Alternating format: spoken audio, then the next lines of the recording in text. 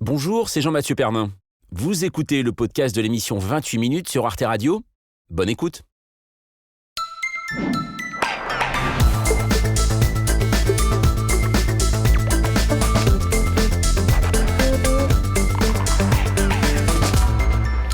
Bonsoir, ravi de vous accueillir pour une nouvelle émission de 28 minutes. Le monde tourne vite, même en vacances, alors ne perdons pas de temps. Et notre débat du jour porte sur la vague migratoire afghane. Le retour des talibans au pouvoir et la possibilité d'un exode massif de population inquiètent les dirigeants occidentaux et notamment l'exécutif européen. Nous devons veiller à ce que la nouvelle situation politique créée en Afghanistan par le retour des talibans ne conduisent pas à un mouvement migratoire de grande ampleur vers l'Europe. Divisé sur les questions migratoires, quelle réponse peut apporter l'Europe ? Cette crainte d'un afflux important de réfugiés est-elle justifiée ? Jusqu'où doit aller notre devoir d'accueil ? Nous en débattrons. En fin d'émission, nous retrouverons ceux qui, sur la mer déchaînée de l'actualité, n'hésitent jamais à hisser bien haut le pavillon de la chronique, à savoir Alix Van Pé et Victor Dequiver. Bonsoir à vous. Bonsoir Jean-Mathieu. Alors, qu'avez-vous en magasin ce soir, Alix ? Eh bien, le fils du président américain vient de se lancer dans l'art contemporain. Et d'ailleurs, il espère vendre ses premières toiles à plus de 400 000 €. On en parle tout à l'heure. Ah oui. Et vous, Victor ? L'été, c'est la saison de l'amour. Heureux, attendu, espéré, avorté. On fait le point tout à l'heure. Ah ben oui, on fait le point, c'est important, on fait le topo. Mais avant ça, partons en voyage. Alors pour ça, c'est assez simple. En fait, il suffit d'activer ces deux petites choses qui nous servent de jambes. Et c'est parti. Pour Cécile et Charles-Antoine Schwerer, ça a été aussi simple que ça, pour une petite balade de 13 mois, en fait, sur les hauteurs de l'Asie. Le récit de leur périple s'intitule « Entre les plis du monde ». On s'y promène sur une route du Caucase comme sur un plateau himalayen et on y revient forcément différent. Un véritable décalage horaire de 400 pages. Et pour m'accompagner ce soir, j'ai le plaisir d'avoir à mes côtés Anna Ndiaye. Bonsoir. Bonsoir Jean-Mathieu. Et également un plaisir renouvelé avec vous, Xavier Delaporte. Et bonsoir Jean-Mathieu. Bonsoir à vous, Cécile et Charles-Antoine Schwerer. Bonsoir. Tout va bien ? Très bien. Bon, alors vous sortez Entre les plis du monde, c'est publié chez Alizio. 13 mois de marche, je le disais, sur la rencontre des populations asiatiques et sur les hauteurs de l'Asie. Ce qui est assez étonnant, c'est que vous vous êtes mariés juste avant. On aurait pu penser peut-être à un voyage de noces différent, non ? Oui, d'ailleurs, on ne l'a pas vraiment vécu comme un voyage de noces. Oui. On avait fait un vrai petit voyage de noces quelques jours en France avant, mais on l'a vécu plutôt comme une aventure. Véritablement ? Oui. Plus que d'aller aux Maldives Oui, bien sûr. Enfin, disons que je pense que c'était une aventure vraiment assez complète.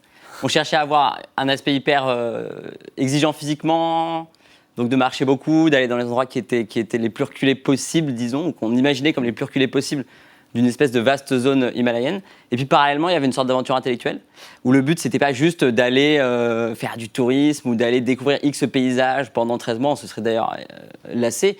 C'était vraiment d'essayer d'enquêter sur comment ces zones-là changent, comment ces peuples qui sont les plus perdus changent. Et bien justement, on va parler de tout ça dans un instant, mais juste avant, on va faire connaissance avec vous, avec votre règle de 3. Elle est signée Olivier Boucreux.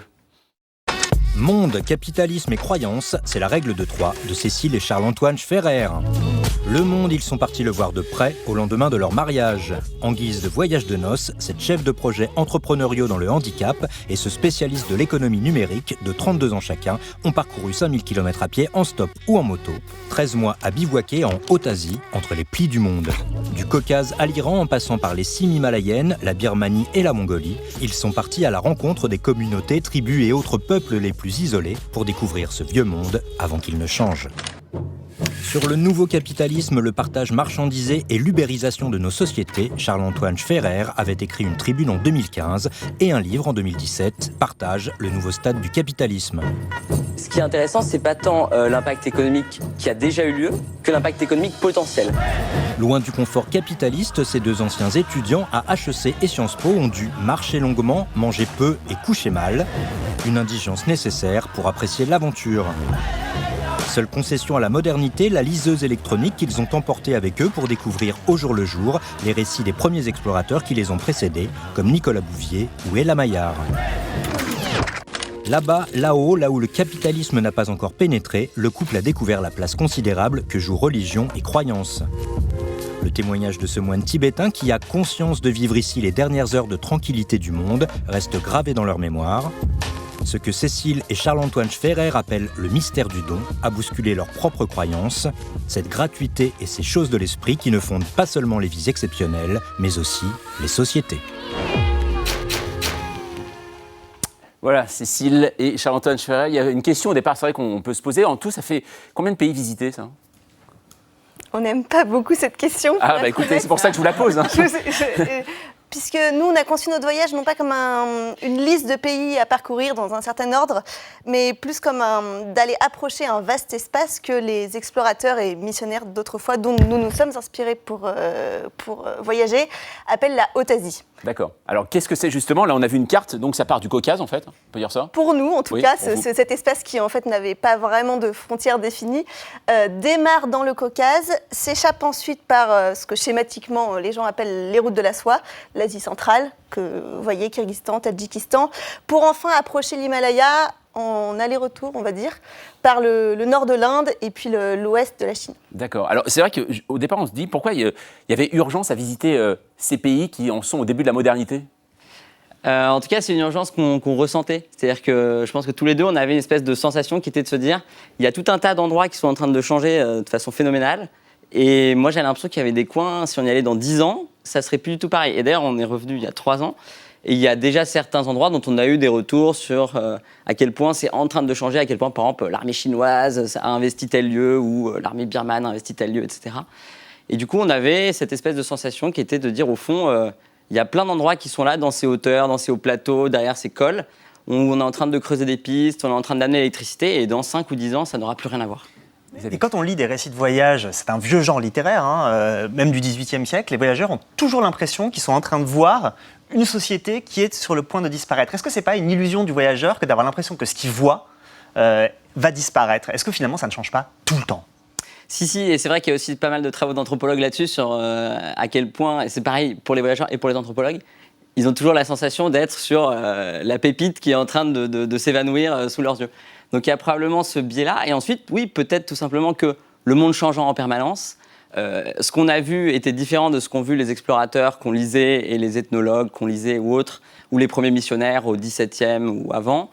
Et en même temps, après, il y avait toujours cette espèce de jeu permanent, de résonance, où on s'intéressait évidemment à ce qui se maintenait, et ce qu'on pouvait voir dans les textes, des choses qu'on voyait, qu'est-ce qu'on pouvait lire dans les textes, des choses qu'on pouvait voir en vrai. Et qu'est-ce que vous avez vu dont vous pensez justement que vous ne le reverrez pas dans 2-3 ans ? Vous avez parlé de villages polyandres, de sociétés très matriarcales.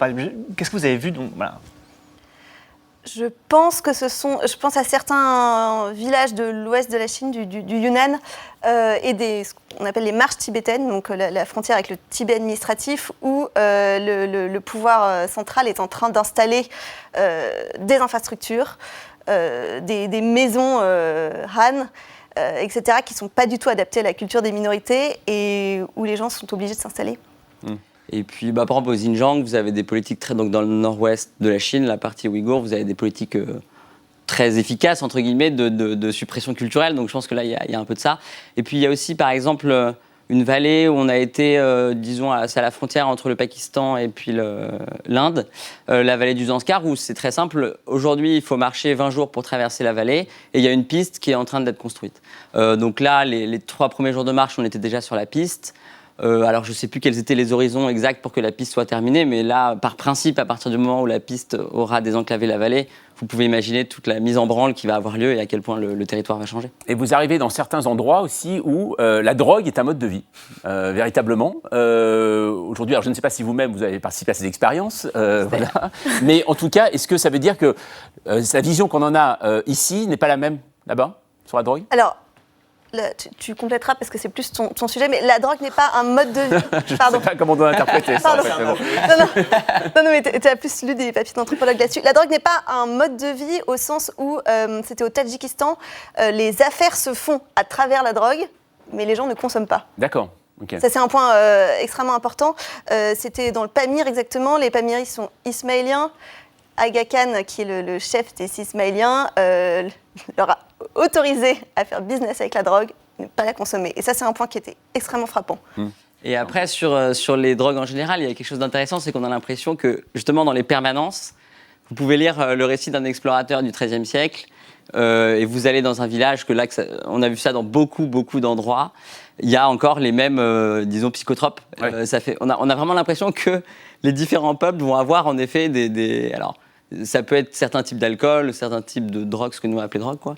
Mais là, on a vraiment des permanences qui sont assez fascinantes. Donc, vous lisez un texte d'il y a très longtemps et vous avez devant vous exactement la même scène. La même scène, en effet. Alors, Anna, avec vous, on va voir qu'il y a une véritable tendance qui est en train de se développer. Aujourd'hui, c'est le slow tourisme. Et en bon français, le tourisme lent. On freine le rythme du voyage avec en arrière-plan la volonté sincère de favoriser l'économie locale, la protection de l'environnement et l'authenticité des rencontres. Alors, la tendance, elle existe depuis les années 2000, mais forcément avec les confinements et les couvre-feux successifs, eh bien, ça a renforcé le besoin de se reconnecter à la nature et de s'oxygéner le corps et l'esprit. Par ailleurs, le souci de diminuer son empreinte carbone individuelle a favorisé l'usage du train et du vélo au détriment de l'avion, mais c'est la marche qui séduit de plus en plus d'adeptes. 6 Français sur 10 la pratiquent régulièrement ou occasionnellement.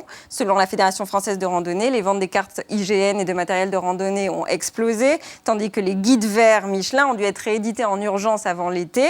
Alors vous, votre périple, il semble s'inscrire dans cette mouvance de voyage lent. Pourquoi c'était si important de le faire en marchant ?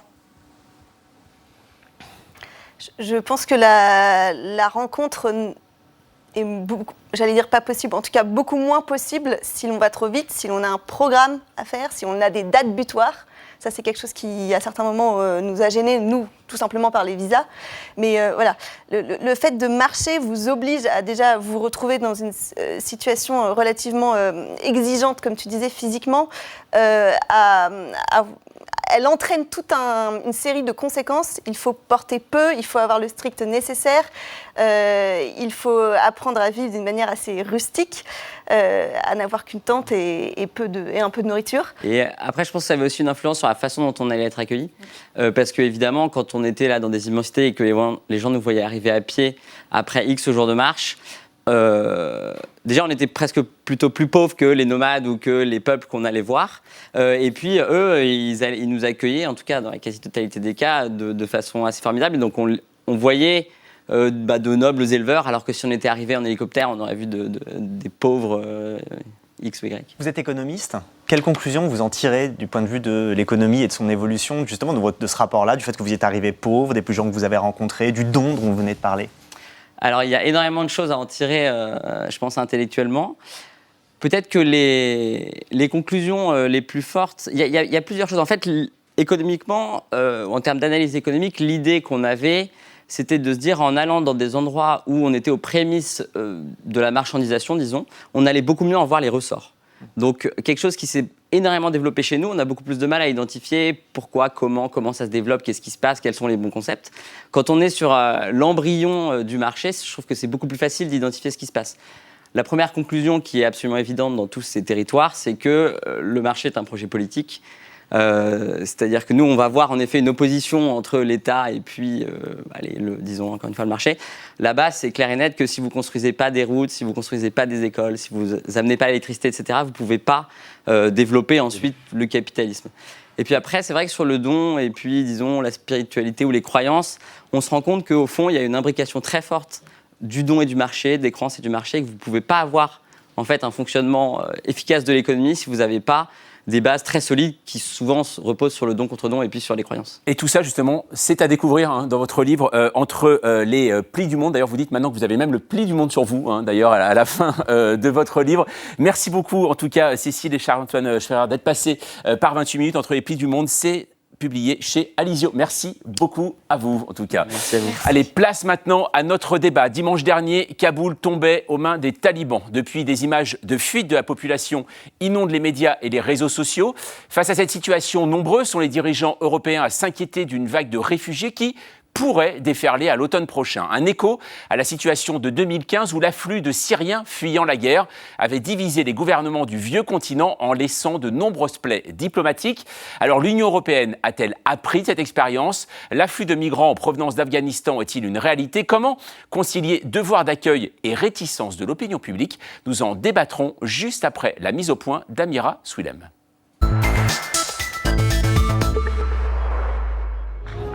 Depuis la chute de Kaboul, en France, les élus se divisent sur le sort à réserver aux Afghans qui fuiraient les talibans. Certains maires ou députés presse l'État d'agir. Je propose que la France puisse mettre en œuvre des visas humanitaires pour qu'un certain nombre d'Afghans et d'Afghanes puissent rentrer de façon légale sur le territoire français pour demander l'asile, en particulier ceux qui sont le plus exposés. Lundi soir, le président a souhaité protéger les Afghans qui ont travaillé pour la France sur place. Mais il n'a pas montré la même ouverture pour tous les autres candidats à l'exil. L'Europe ne peut pas à elle seule assumer les conséquences de la situation actuelle.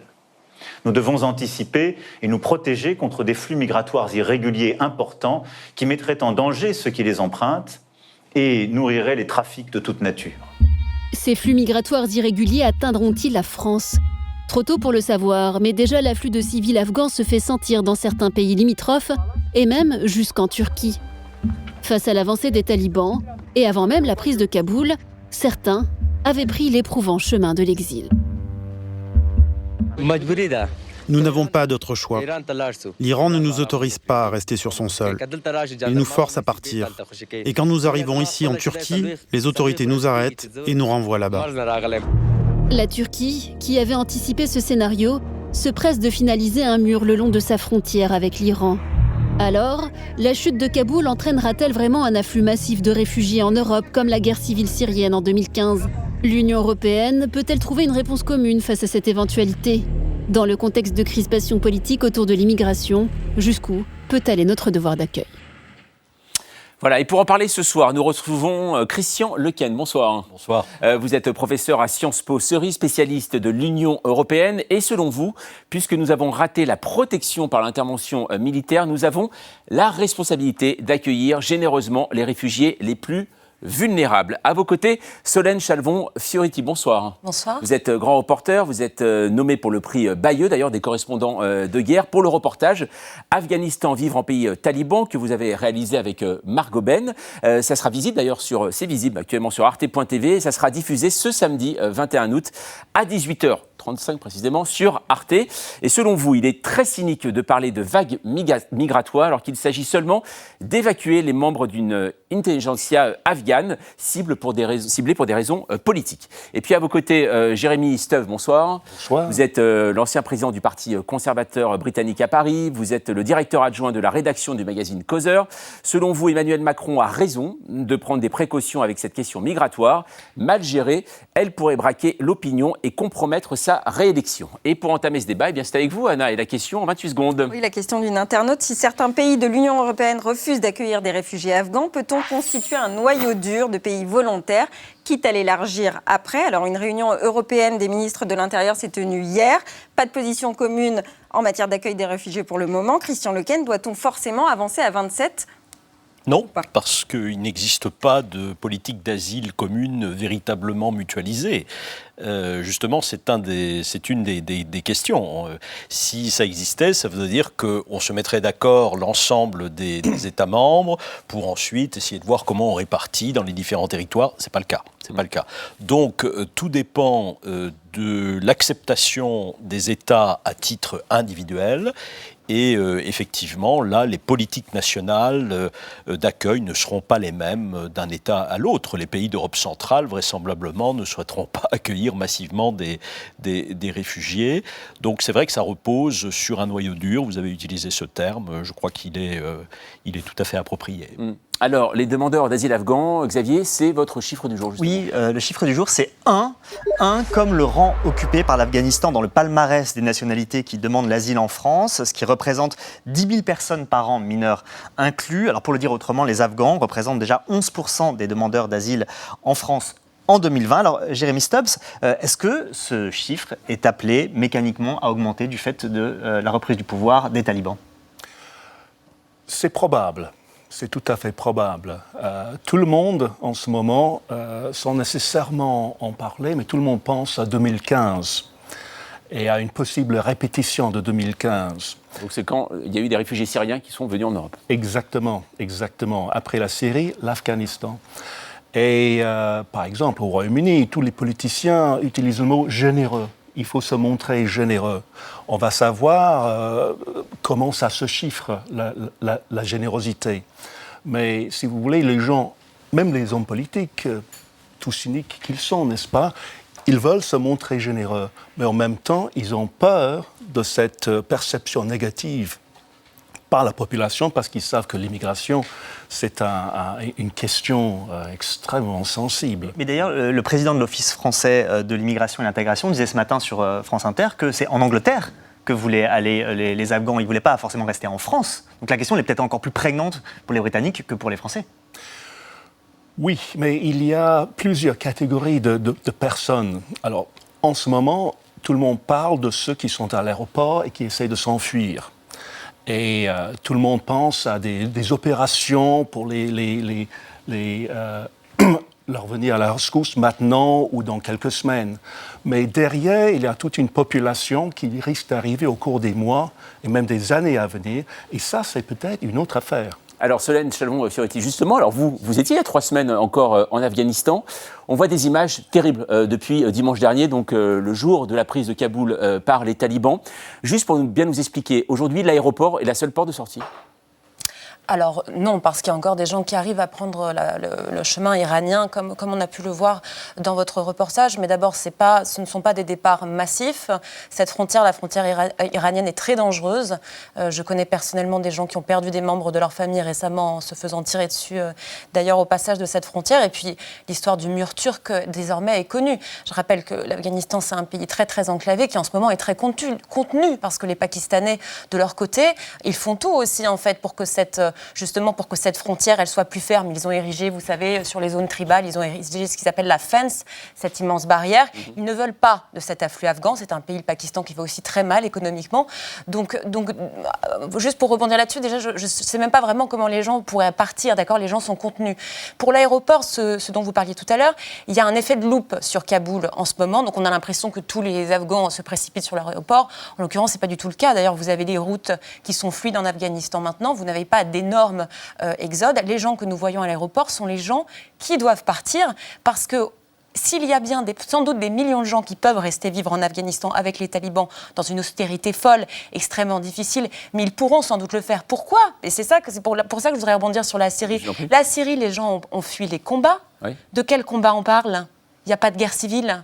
Au contraire, on a plutôt arrêté la guerre civile. Je ne suis pas en train de me réjouir de l'arrivée des talibans, loin de moi. Ça fait 10 ans que je travaille là-bas, ça me déchire le cœur. Mais il n'y a pas de combat là, donc c'est peut-être la fin de la guerre civile. S'il y a un départ massif, et je pense pour le moment on le voit bien qu'il n'y en a pas, on a les chiffres, il n'y en a pas. S'il y a un départ, c'est un départ qui sera lié à la misère qui existe depuis longtemps en Afghanistan. Nous ne découvrons pas les Afghans en France, vous l'avez rappelé tout à l'heure.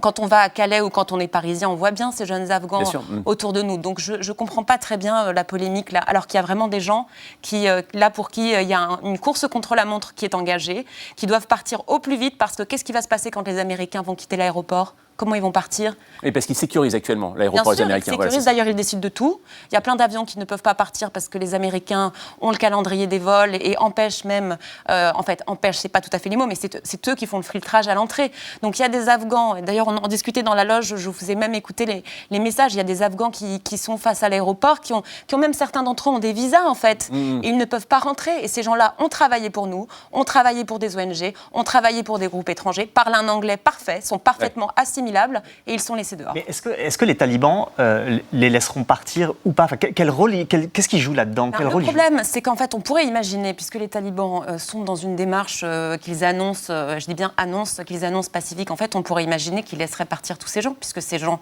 vont leur faire du tort. Mais d'abord, c'est sans doute mal connaître les talibans. Il y a eu des assassinats ciblés vraiment jusqu'à la fin. Juste avant la prise de Kaboul, il y avait encore des filles qui étaient tuées, des femmes juges, des femmes journalistes. Donc, en fait, on imagine mal pourquoi, tout d'un coup, quand ils sont au pouvoir, alors que rien n'a changé, pourquoi est-ce qu'ils ne s'en prendraient pas à ces gens-là ? Donc, on peut espérer on a espéré, en fait, qu'ils les laisseraient partir, et on commence à avoir des retours de filles qui vont à l'aéroport, des femmes seules, des femmes entrepreneurs, et les talibans leur disent « Non, mais toi, tu ne voyages pas, tu n'es pas avec un homme, tu n'as pas d'honneur, tu rentres chez toi. » Donc, c'est ça, et c'est là-dessus qu'il faut absolument appuyer pour qu'il y ait un corridor humanitaire qui se mette en place pour les gens qui doivent absolument partir. Encore une fois, ils sont peu nombreux, que le l'Europe se rassure. On parle de dizaines de milliers de gens qui sont parfaitement assimilables. Vous parlez de corridor. Pour l'instant, ce n'est pas vraiment l'idée des gouvernants européens. On va voir ça avec vous, Xavier. Un exemple. Le ministre de l'Intérieur autrichien Karl Nehammer a déclaré hier que la crise migratoire de 2015 ne devait surtout pas se répéter. Il a indiqué que l'Autriche comptait continuer à expulser des Afghans dont les demandes d'asile ont été rejetées et ceux aussi qui ont été reconnus coupables de crimes. On va tout de suite regarder ce qu'il propose. Il doit être clair qu'il existe des alternatives. Et ces alternatives se retrouvent dans la proposition de l'Autriche à l'Union européenne, à la Commission, de créer des centres de rétention dans les pays voisins de l'Afghanistan. Et pourquoi est-ce important ? Parce que même dans une crise comme celle que nous vivons actuellement en Afghanistan, l'autorité de la loi doit être crédible. Christian Lequesne, qu'est-ce que ça veut dire ? Ça veut dire qu'en Europe, il y a des gens qui sont pour constituer des prisons, des centres de rétention, des prisons en Iran, au Pakistan ? Oui, je trouve cette proposition totalement folle et ridicule. C'est-à-dire, en gros, ça voudrait dire qu'il faut encourager les pays voisins de l'Afghanistan à créer des centres sur leur territoire dont ils vont eux-mêmes gérer les conséquences. Non, enfin, je veux dire, c'est pas sérieux. Là, vous voyez bien que vous êtes dans le débat politique. Et le problème de l'immigration, de manière générale, c'est qu'on n'arrive pas à en parler de façon rationnelle. On n'arrive pas non plus à véritablement se rendre compte qu'il y a différents flux migratoires. Là, je rejoins tout à fait ce que Solène a dit. Ce dont nous parlons actuellement à propos de l'Afghanistan, il s'agit des intellectuels, il s'agit des gens qui ont collaboré avec les armées, les ambassades occidentales, qui représentent un très petit nombre et qui sont tout à fait assimilables parce qu'ils parlent très bien l'anglais, ils ont un niveau d'éducation élevé. Ça n'a rien à voir avec une immigration massive. Or, c'est cette image-là immédiatement que nous avons en tête. Donc, là, je crois que la responsabilité des hommes politiques, c'est de nous dire aussi que il y a flux migratoire, et puis que réfugiés, ça n'est pas équivalent à immigrés économiques. Voilà. Mais ça, c'est précisément ce qui est très, très difficile à faire de manière rationnelle dans un discours politique. Alors, Jérémy Stubbs, justement, Boris Johnson, lui, a été assez en pointe. Dès la chute de Kaboul, il a parlé et il a dit qu'il était prêt à accueillir 20 000 réfugiés afghans. C'est assez étonnant de la part de cet homme qui a fait sa fortune politique sur le rejet de l'immigration. En fait, ça montre qu'il n'a pas fait sa fortune là-dessus. Pourtant, pendant le Brexit, c'est ce qu'il nous a dit, non ? C'est ce qu'on répète. Mais si on se souvient de quelques déclarations. C'est beaucoup plus nuancé. Et il n'a jamais dénoncé l'immigration en général. Et il est vrai que sur cette question, par exemple, des personnes qui ont travaillé pour les Britanniques, pour les Américains, pour les autres, il y a un certain sentiment public qui est très favorable à leur accueil. Le Royaume-Uni, si des gens arrivent, il faut qu'ils soient accueillis aussi par les municipalités. Alors, déjà, il y a beaucoup de municipalités qui se sont portées volontaires pour accueillir ces personnes. On parle quand même de nombres réduits. On est dans des milliers, peut-être des dizaines de milliers, mais pas dans des centaines de milliers ici, évidemment. D'un côté, il y a cette générosité-là qui est, à mon avis, réelle. De l'autre côté, il y a peut-être refoulé cette crainte d'une sorte de marée et qui est bien sûr facile à exploiter à des fins politiques, nécessairement. Pour le moment, nous n'en sommes pas encore là. Oui. Mais on peut le craindre. Les politiques ont réagi assez vite quand même sur ce sujet. Xavier. Oui, Solène Chalvon-Fioretti, quand on est en Afghanistan, est-ce qu'on voit l'Europe en tant qu'Europe, ou est-ce qu'on voit juste des Français, des Allemands, des Espagnols ? Non, l'Europe reste un Eldorado, je crois. Mais surtout en fait, c'est vrai que l'Angleterre, comme ça, participe un peu. A fait partie d'un mythe, oui, ou peut-être qu'en Angleterre, on faisait travailler plus facilement les gens, les permis de travailler, c'était plus facile, etc. Mais je parle de manière très concrète. C'est des avions européens, des gens qui sont sous le drapeau de l'Europe, où on voit une constellation de pays qui agit chacun de leur côté. C'est ça que je voulais dire. Vous voulez dire en ce moment, dans la crise actuelle. En fait, ce qui se passe, c'est un rapport de force qui est très malheureux, en fait, et qui est soudain, puisque, encore une fois, on ne pouvait pas raté notre sortie, j'ai envie de dire, d'une pire façon. Tout le monde a vu des images sidérantes qu'on ne voit jamais ailleurs qu'au cinéma, avec des gens qui s'accrochent sur des avions dans le ciel. Enfin, et qui en tombent. donc là, il y a vraiment, en fait, il y a une coopération qui est très compliquée, évidemment, parce que les Américains ont le contrôle de l'aéroport. Donc, il y a des tensions avec les Turcs. Et donc, quand il y a des tensions, par exemple, si vous voulez, typiquement, il ne se passe rien sur le tarmac. Les Européens, et notamment les Français, parce que les Français ont quand même fait partie, dans leurs 2 derniers avions, plusieurs centaines d'Afghans. Donc, les Français essayent encore en ce moment de faire sortir des gens. Mais en fait, accéder à l'aéroport, c'est impossible. Et de toute façon, les Américains contrôle les entrées. Donc là, en fait, ce que les gens essayent de mettre en place, c'est justement une sorte de négociation, une sorte de deal qui fasse qu'à minima, quand les Polonais, quand les Belges, quand les Italiens, quand les Espagnols essaient de faire partir des avions avec des gens qui les ont sélectionnés, qui ont travaillé pour eux. Et encore une fois, travailler pour les Français, ça ne veut pas dire travailler pour l'ambassade. Il suffit que vous ayez été gardien d'immeuble, que vous ayez été chauffeur, que vous ayez fait une compétition sportive qui a été subventionnée par un pays ou un autre, et vous êtes étiqueté comme ayant travaillé avec les étrangers. Ouais, c'est ça. Alors justement, on va voir au niveau politique migratoire, en Europe, vous le disiez, tout le monde a une idée différente, et on va le voir avec vous, Anna, et notamment au Danemark, qui est un pays qui durcit depuis des années sa politique migratoire et qui envisage même de sous-traiter les demandes d'asile à des pays africains. Oui, tout à fait. Début juin, une nouvelle loi a été adoptée à 70 voix contre 24 par le Parlement dominé par la gauche. Elle vise à externaliser l'accueil des réfugiés à des pays étrangers. Alors ces nouvelles mesures, elles s'inscrivent dans la droite ligne de la première ministre social-démocrate Mette Frederiksen, dont l'objectif est clair, 0 demandeur d'asile sur son territoire. Concrètement, un immigré clandestin qui arrive sur le territoire danois sera immédiatement expulsé dans un pays tiers, le temps que sa demande d'asile soit examinée. En cas de refus, le demandeur devra quitter le pays hôte. Pour ceux qui obtiendraient le sésame, pas question pour autant de revenir au Danemark. Ils devront se contenter d'un statut de réfugié dans le pays tiers. Alors pour l'instant, le gouvernement danois négocie avec certains pays africains sur le mode vous nous sous-traitez notre problème de réfugiés et on vous donne quelques millions d'euros. Des contacts ont été pris avec le Rwanda, l'Égypte, l'Éthiopie notamment. Rien n'est encore signé, mais déjà, les associations de défense des droits humains s'inquiètent des conditions d'accueil des migrants et de leur protection dans des pays considérés comme autoritaires. Jérémy Stubb, est-ce que externaliser, c'est une bonne solution ? C'est un peu ce que l'Union européenne a déjà fait avec la Turquie. Donc, c'est adapter cette politique-là au niveau des nations. Ce qu'on peut dire, et tous les pays européens occidentaux voudraient que les candidats, en quelque sorte, fassent une queue et attendent d'être traités et ensuite acceptés ou rejetés. Le problème, c'est que où est-ce qu'on met ces gens-là pendant qu'ils attendent ? Est-ce que c'est dans le pays même ? Peu probable. Est-ce que ce sont dans des pays tiers ou est-ce que c'est dans le pays d'accueil ? Et la plupart des pays européens voudraient, ils sont prêts à accepter, mais ils voudraient quand même que les gens, en quelque sorte, fassent leur queue dehors avant d'envoyer leur candidature pour être traités. En même temps, ce qui est curieux, et je vous réponds, je vous en prie. Mais en fait, les expulsions de candidats à l'asile au Royaume-Uni, candidats qui n'ont pas réussi, ont dégringolé depuis 2010. On expulse très peu aujourd'hui. Curieux. Ouais. Pourquoi ? On voudrait bien le savoir.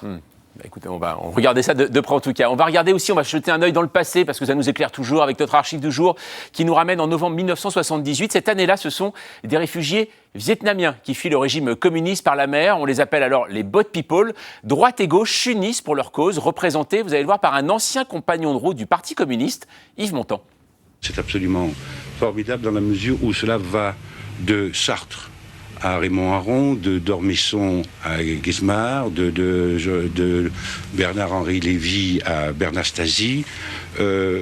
C'est quelque chose pour la première fois qui n'est pas, on peut le dire, politisé au sens strict du mot, qui est quelque chose qui fait qu'on se trouve dans une situation qui est inacceptable, en tout cas qui est inacceptable pour moi, où des gens meurent si on ne vient pas en aide, où cette nuit il y a encore 350 personnes qui se sont noyées, et où on essaie d'affréter un bateau sur lequel on pourra recueillir ces gens qui viennent du Vietnam pour essayer de les secourir. Yves Montand, tranquillisez-vous, il n'y a que les imbéciles qui ne changent pas d'avis. Ce bateau pour le Vietnam, j'espère qu'il existera un jour. Voilà, joli pied, de la part de Roger Gicquel. Christian Lequesne, c'est vrai quand même que là, nous sommes en 1978. Pourquoi il y a 43 ans, un consensus politique était-il possible pour accueillir les boat people et plus maintenant ? On le voit d'ailleurs depuis les déclarations d'Emmanuel Macron. Parce que je crois qu'à l'époque, on était finalement moins dans la confusion entre asile et immigration de manière générale. Je crois que le gros problème est là, c'est cette confusion. Et c'est quand même assez extraordinaire, la déclaration de la ministre danoise. Elle ne dit pas zéro immigré, elle dit zéro demandeur d'asile. Zéro demandeur d'asile. Alors qu'il existe une convention des Nations Unies, qui est la Convention de Genève de 1951, qui justement implique d'assurer la protection à ceux dont l'intégrité physique et morale n'est pas respectée. Je pense qu'en 1978, quand il y avait des problèmes politiques, c'était peut-être lié aussi encore aux conséquences des décolonisations. On avait eu quand même la chute de Saigon en 1975, et d'ailleurs il y a des parallèles dans les images assez extraordinaires entre ce qui se passe à Kaboul. On a eu Phnom Penh en 1975 également, lorsque les Khmers rouges sont entrés et qu'un certain nombre de Cambodgiens s'accrochaient aux grilles de l'ambassade de France. François Bizot en a tiré d'ailleurs un très très beau livre il y a une vingtaine d'années, qui s'appelle Le Portail. Bon, je crois qu'on avait une sensibilité quand même au fait qu'on pouvait être amené à partir pour des raisons politique ou d'atteinte à son intégrité. Aujourd'hui, on confond tout. On confond ça et le fait qu'on recherche simplement un emploi comme la plupart des immigrés économiques. Considérez pas ça comme une menace. Voilà. Considérez pas ça comme une menace. Voilà. Et je pense que c'est ça. On est finalement davantage dans la confusion qu'il y a 43 ans. C'est bien noté en tout cas. Merci en tout cas à vous trois d'être passés ce soir et de nous avoir éclairé sur ce sujet. Dans un instant, avec Alix Van Pé et Victor de Quiver, nous verrons qu'être fils de président des États-Unis, quand on est peintre, eh bien, ça peut aider à faire monter les prix de vos toiles. Et nous irons ensuite explorer les tourments de la rencontre amoureuse. On a hâte. Mais avant ça, c'est jeudi. Alors ouvrons les portes de la cuisine de Mathieu Conquet. Musique et popote ont toujours fait bon ménage. Il s'agit de connaître le bon dosage, de cuire à 220, même les vinyles, de pousser un grand et c'est prêt. Rajoutons un rythme chaloupé, de la fumée épaisse et une longueur tropicale. À la soupe s'intéresse à la cuisine jamaïcaine.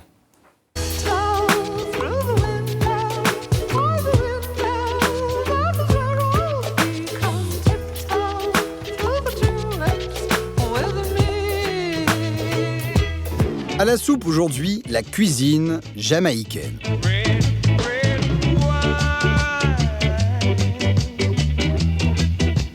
Sur une petite île comme la Jamaïque, on trouve évidemment beaucoup de produits importés, revisités à la sauce locale.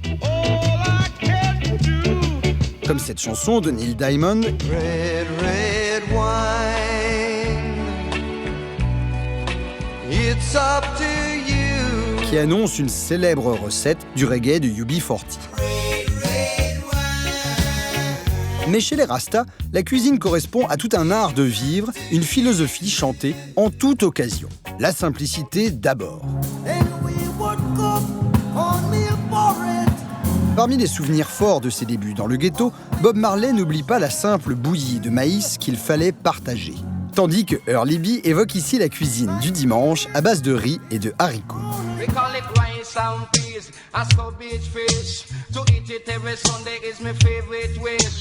En 1974, Horace Andy met en musique un principe fondamental de l'alimentation Rasta, Ital is vital.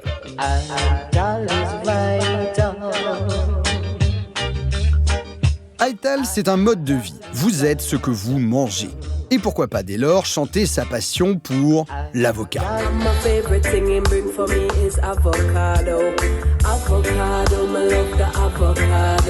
Et oui, vu de loin, le régime Rasta ressemble à celui des véganes. Peu d'aliments transformés, pas de viande, à l'exception du poisson, et surtout, évitez tout conservateur, pesticide ou engrais chimiques, qui sont la marque de Babylone, l'enfer terrestre.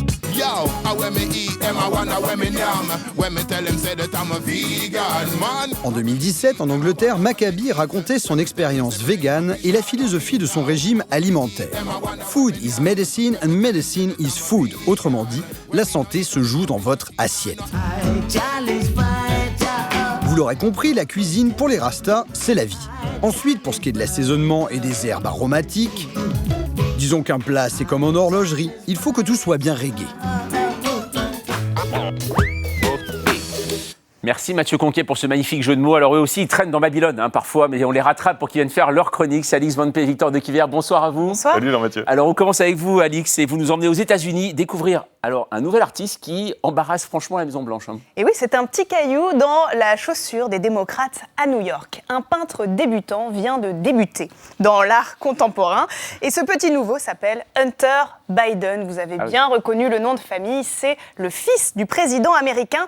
Hunter, 51 ans, avocat, homme d'affaires et maintenant peintre. Et apparemment, son nom de famille l'aide un petit peu puisqu'il y a une galerie qui va exposer ses toiles et puis surtout les vendre à la rentrée jusqu'à 430 000 € pour une peinture grand format. Alors, voici quelques œuvres. Je vais vous laisser apprécier les œuvres de Hunter Biden. La galerie Georges Bergès. Oui, c'est son style. La galerie Georges Bergès, à l'origine de la vente, estime que le fils de Joe Biden maîtrise parfaitement les formes et les couleurs, ce qui est un très bon début quand même pour un peintre. Et ils ajoutent que ces toiles sont pleines de sincérité et pleines d'espoir. Mais les critiques d'art ne sont pas totalement convaincus. Hunter Biden n'aurait pas le niveau artistique pour réclamer de tels prix. Donc, l'histoire embarrasse Joe Biden, d'autant que les problèmes éthiques ne s'arrêtent pas là. La vente implique aussi un risque de corruption. Et oui, à la rentrée, certaines personnes mal intentionnées pourraient acheter une toile de Hunter Biden et ensuite aller réclamer des faveurs à son président de papa, malin. Alors, pour éviter tout scandale, la Maison-Blanche a imposé des règles éthiques aux galeristes et ces règles sont fascinantes. D'abord, le nom des acheteurs devra rester secret. Donc, ni le président américain,